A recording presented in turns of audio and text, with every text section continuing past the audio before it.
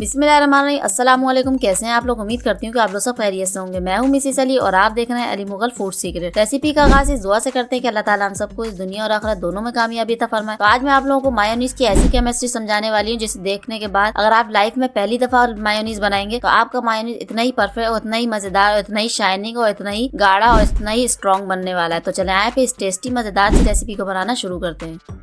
चलें जी, बिस्मिल्लाहिर्रहमानिर्रहीम। खूबसूरत से जग में यहाँ पे 1/2 लीटर ऑयल ले लिया, 2 अदद अंडे ले लिए बड़े साइज के।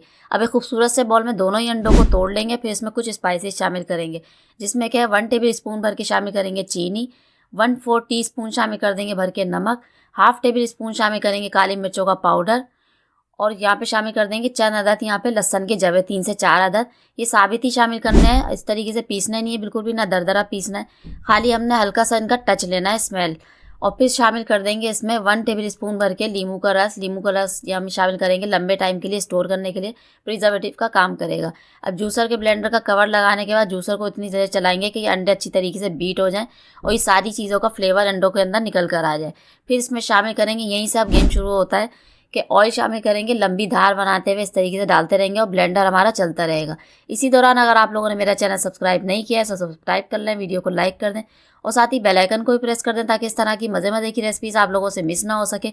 और यहाँ पे अगर आप लोगों को लगे कि आप लोगों का मायोनीज पतला हो रहा है या गाढ़ा हो रहा है, अगर पतला हो रहा है तो आप लोगों ने क्या करना है, ऑयल यहाँ पे शामिल कर देना है। और अगर गाढ़ा हो रहा है ज़्यादा, तो बिल्कुल बहुत ज़्यादा थिक हो गया है, तो फिर आपने यहाँ पे 1 अदद अंडा शामिल कर देना है। तो ये शामिल करने के बाद और आप लोगों का मायोनीज बिल्कुल इस तरीके से क्रीमी फॉर्म में बन के आ जाएगा, जिस तरीके से ये बन के आया है। इसका टेक्सचर देखें कितना मज़ेदार सा और कितना क्रीमी और कितना स्ट्रॉन्ग बन के तैयार हुआ है। तो तैयार है हमारा मज़ेदार सा आज का परफेक्ट बन के मायोनीज। तो आप लोग ज़रूर बनाइएगा इस रमज़ान, तो आप लोगों को बहुत ज़्यादा टेस्टी और मज़ेदार लगने वाला है। अगर आप लोगों ने अपने मेहमानों के सामने एक दफ़ा ये रख दिया मायोनीज तो किसी को पहचान भी नहीं आएगा ये बाज़ार का मायोनीज है या तो फिर आपने खुद घर में ये बना के तैयार किया है। इसकी थिकनेस देखें और इसका कलर देखें, उसका टेक्सचर देखें कितना मज़ेदार और टेस्टी बन के तैयार हुआ है।